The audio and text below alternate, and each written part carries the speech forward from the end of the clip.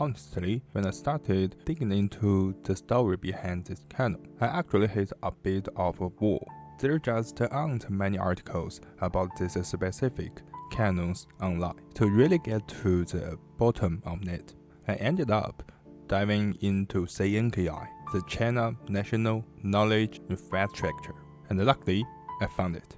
So in this video, I'm super excited to share what I uncovered and explain why this canon ended up right here.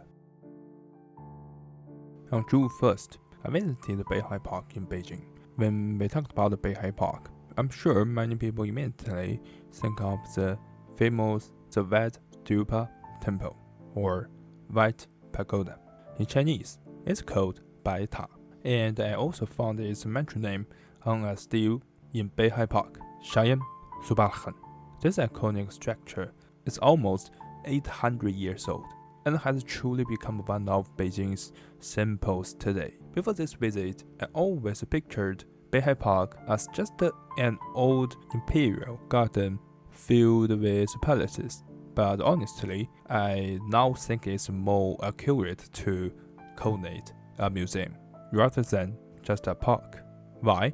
Because not only can you enjoy the beautiful lake and scenery, but you can also explore ancient traditional buildings. Many rooms still feature original traditional furniture, allowing you truly feel the atmosphere and imagine how old emperors lived.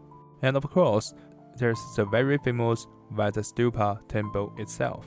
But the most surprising thing for me was that I discovered the 3 small canons there.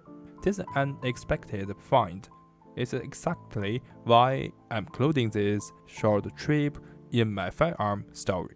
Alright, let's move on to the next part and talk about what these canons actually are. First of all, where exactly are these canons? If you are a firearms enthusiast planning a trip to Beihai Park someday, you might want to know their location. It's actually very easy to find them, as they are right at the foot of the White Pagoda. There's an information board there that provides a brief history of the Beihai Pagoda, and luckily, in the last paragraph and its latter half, it finally mentions the canons. To be honest, it wasn't until this very moment, while I was preparing the content at home, that I finally found this crucial information. According to the Chinese text on the board, they are bronze and iron signal canons. The English section simply refers to them as bronze and iron canons. Actually, when I first saw them,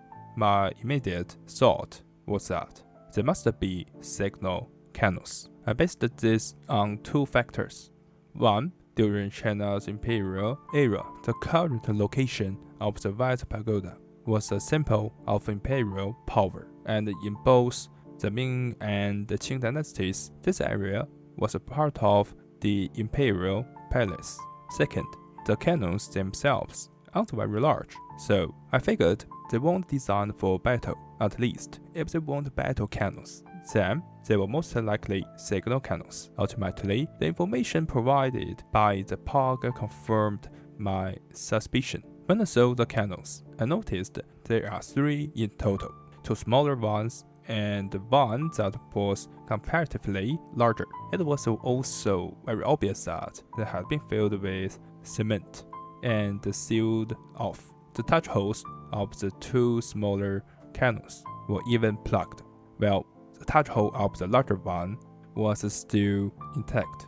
What's more, these cannons had no inscriptions and no casting dates.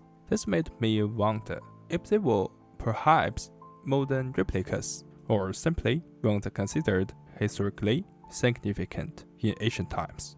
In addition, I also recalled that the book illustrated standards of ritual objects of our August dynasty, also known as Huang Chao Li Qi Tu Shi, mentioned a signal canon.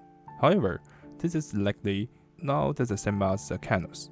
I found out the foot of the White Stupa temple. The signal canon described in the book is smaller, measuring about 51.2 to 57.2 6 centimeters long, and seems more like the kind uses on a battlefield. Still, their similarly small size and lack of a carriage suggests they might indeed fall into the signal cannon category. So that brings us to the question, why are these cannons even here? After digging through some papers on CNKI, I learned that they are connected to the Qing Dynasty's signal cannon early warning system. The White Pagoda was built on a hill, making it a prime strategic high point. Well, today, we can enjoy the beautiful views and snap great photos from here. In ancient times, this location had important strategic functions due to its proximity to the Forbidden City. During the Qing Dynasty, there was even a specific regulation called the Regulations for the White Pagoda Signal Cannons, or Beihai 信炮章程.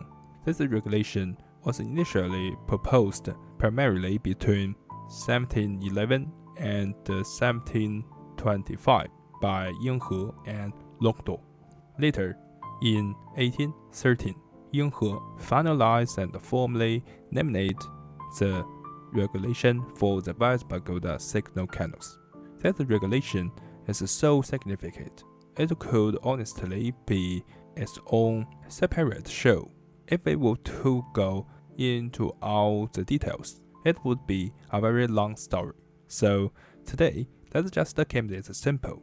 Briefly, this was initially a programmed path from issuing a signal to assembling soldiers. Initially, there were 5 signal cannons on the hill of the White Pagoda. As we know, old Beijing had very long and large walls, which divided the city into an inner and outer section.